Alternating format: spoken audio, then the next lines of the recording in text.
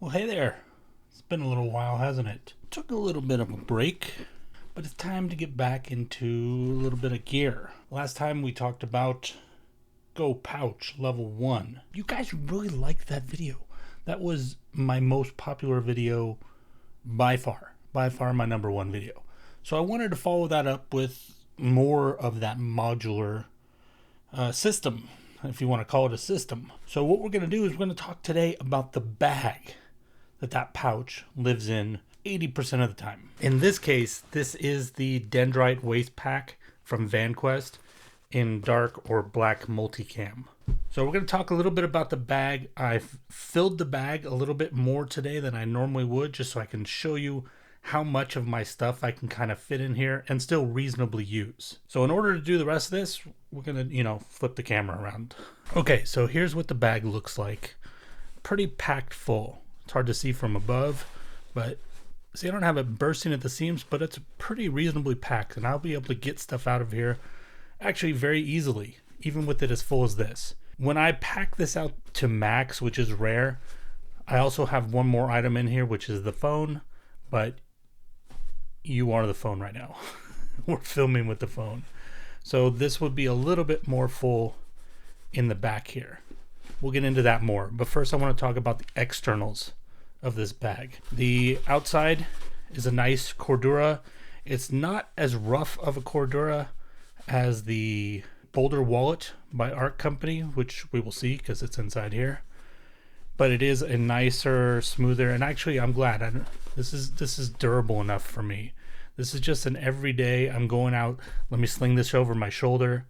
What I like about this, even when it's full, is I can sling this into my armpit basically, and my arm will rest over the top of it. You can also sling it on your back.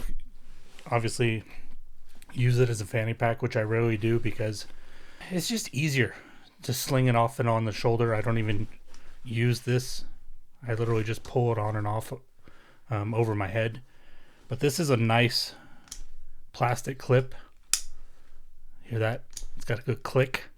I think it's going to be pretty tough for this to break. So this is a seatbelt material, as you can tell, which means it's light. The only complaint I have about this type of material is because of the lightness of it, it slides up into my neck, and sometimes it cuts into my neck. But I'm not, like I said, I'm not usually carrying anything in there too heavy, so it's not usually a concern, except when I have it packed like this. So you've got the adjustments here. This is the one you I haven't ever really moved this one. If I'm going to adjust it, I usually adjust this one. Slides pretty easy, as you can see.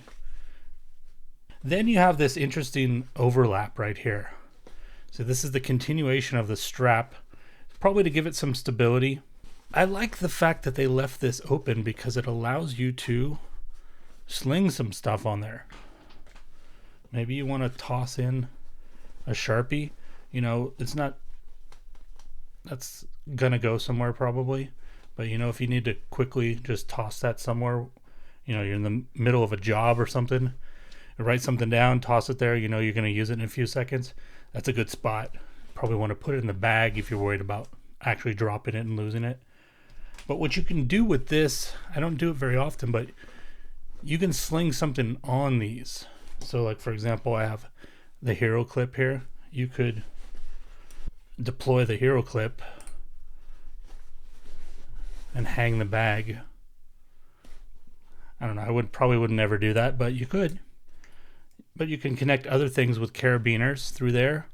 Or what I would suggest is, I don't have the right size here. This is the Maxpedition Grip or Grim. I think it's Grim. This is, I think it's 3.7 inches from here to here. It's a little too small. I think they make a larger one. I know many other companies make these. These are a nice, hard, durable plastic. What's great about these though is you see this slot right here. What you would do is you want to open that clip and you would slide this in there, and if it was big enough it would be able to go over the top, and then you have this clip that you can deploy Let me show you how it works. Imagine it's on there, but you want to put something on there, push the button, clip something on, close it, locked in. You want to take it off, boom.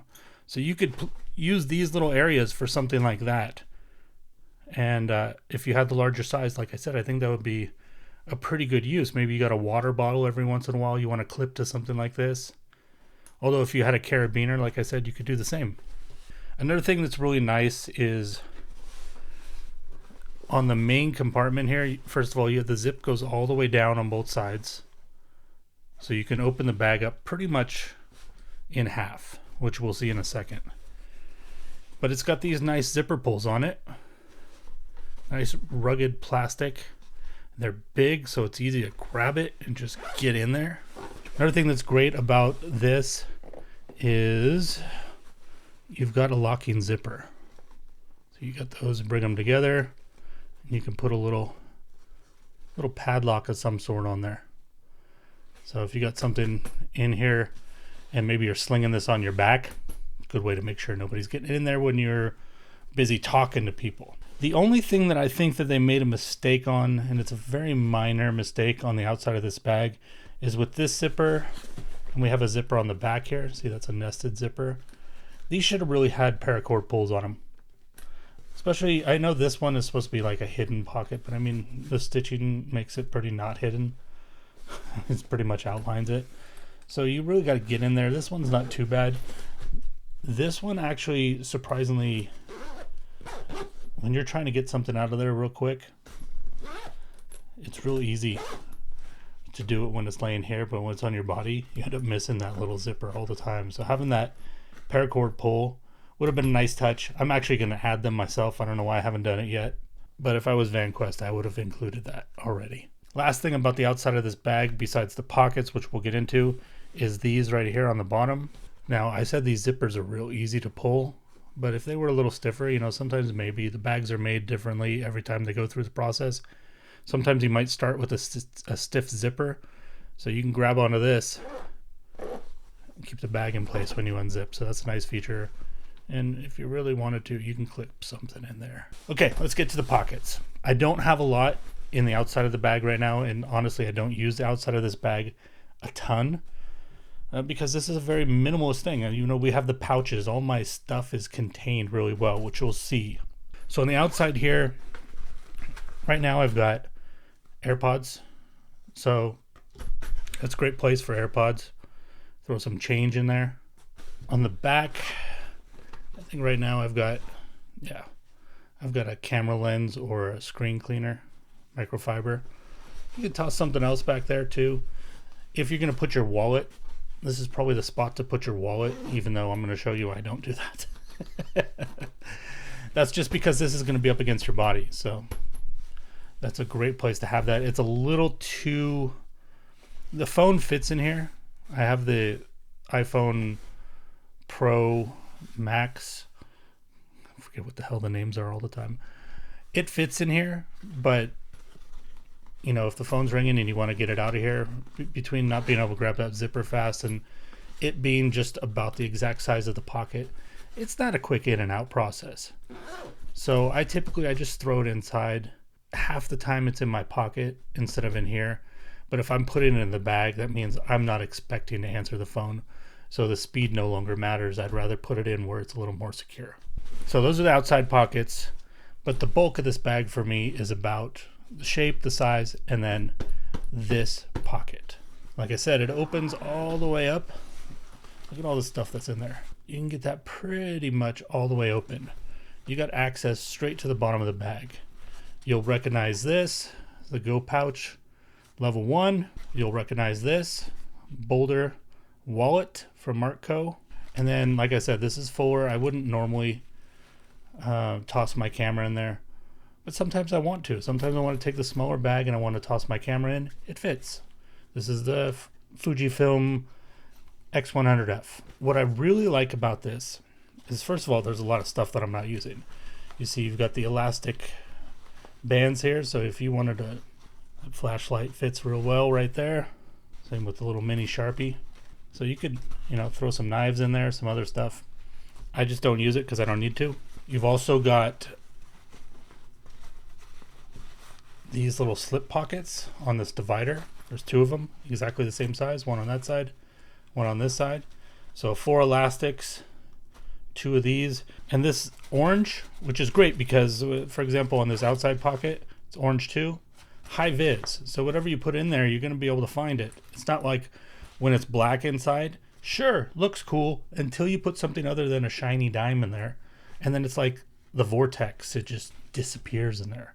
So the orange, real easy to find stuff, and it looks pretty good with dark camo.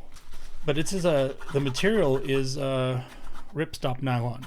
So you get up in there, you can see the ripstop, see the cross pattern in there. So that's good. You're not going to get any snags that tear the whole thing. Before I go into a little bit more, this is going to be in our way, but this is one of my favorite features. So we're going to focus on this right now. Most people think of this as a keychain.